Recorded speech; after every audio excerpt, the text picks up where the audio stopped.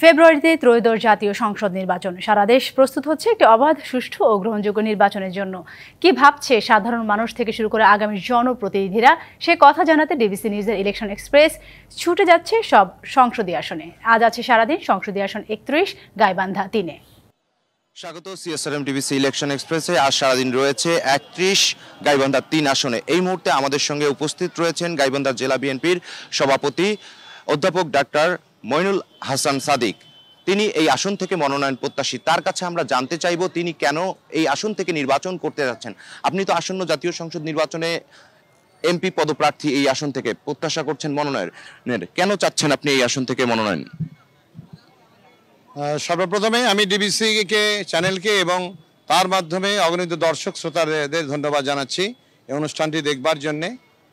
আমি প্রধানত আমাদের জনগণের আস্থা এবং ভালোবাসার নেতা জনাব তারেক রহমানের 31 দফা বাস্তবায়নের মাধ্যমে তিনি যে অঙ্গীকার উচ্চারণ করেছেন, নতুন বাংলাদেশ গড়ার প্রত্যয় ব্যক্ত করেছেন, তারই একজন কর্মী হিসেবে এই নির্বাচনে আমি অংশগ্রহণ করতে চাই।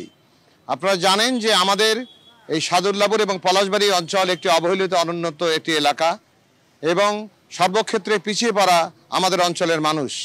প্রধানত 3টি লক্ষ্যকে সামনে রেখে আমি নির্বাচনে অংশগ্রহণ করতে চাই। প্রথম লক্ষ্য হচ্ছে আমার এলাকার উন্নয়ন সাধন করব।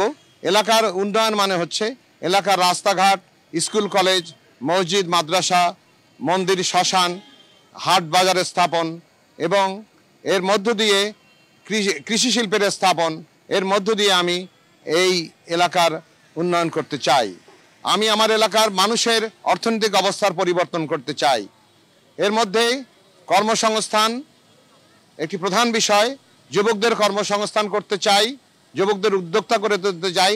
শিক্ষিত যুবকদের আইসিটি প্রশিক্ষণের মধ্য দিয়ে আমরা আউটসোর্সিং এর সঙ্গে যুক্ত করতে চাই।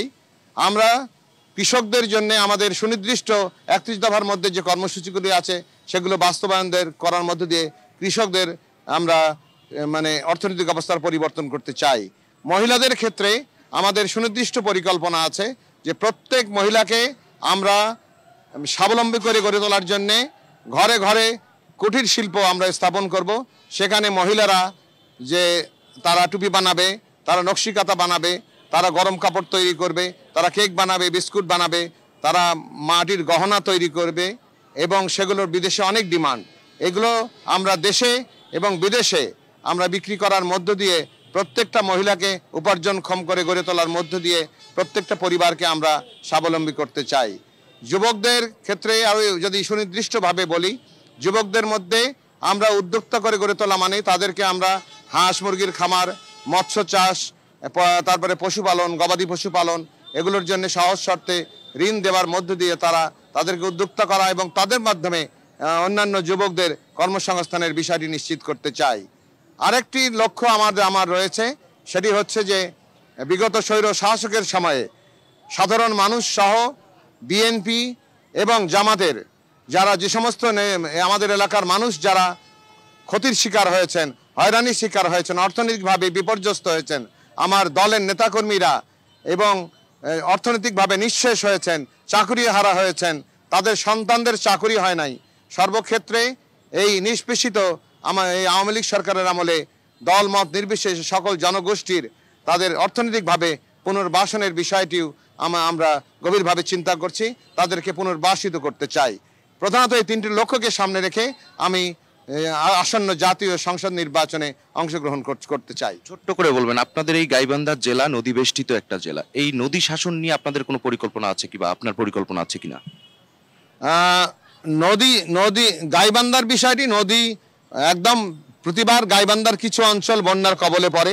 সেখানে যে তিস্তা মহাপ্রকল্প, আপনারা জানেন ইতিমধ্যে তিস্তা মহাপ্রকল্প বাস্তবায়নের জন্য চুক্তি স্বাক্ষরিত হয়েছে চীনের সঙ্গে এবং এই তিস্তা মহাপ্রকল্পটি বাস্তবায়িত হলে সেখানে সামগ্রিক একটা টোটাল প্যাকেজ প্রোগ্রাম রয়েছে, যার মধ্য দিয়ে আমাদের তিস্তা বিধৌত রংপুর বিভাগের 5টি জেলার, এর মধ্যে গাইবান্ধারও আংশিক অংশ আছে, সেই অংশেরও এই অর্থনৈতিক অবস্থার পরিবর্তন করা সম্ভব হবে। সে ব্যাপারেও এই সামগ্রিকভাবে তিস্তার জন্যে আমরা আন্দোলন করছি দীর্ঘদিন যাবৎ, এবং সাম্প্রতিক সময়ে 5 তারিখে তিস্তার বিষয়ে আমাদের ডিসি বরাবরে আমরা স্মারকলিপি প্রদান করব। ধন্যবাদ আপনাকে। শুনছিলেন সিএসআরএম ডিবিসি ইলেকশন। এই পর্যন্তই। পরবর্তী সংবাদ যুক্ত হব আমরা আবারও। ততক্ষণ পর্যন্ত আমাদের সঙ্গেই থাকুন।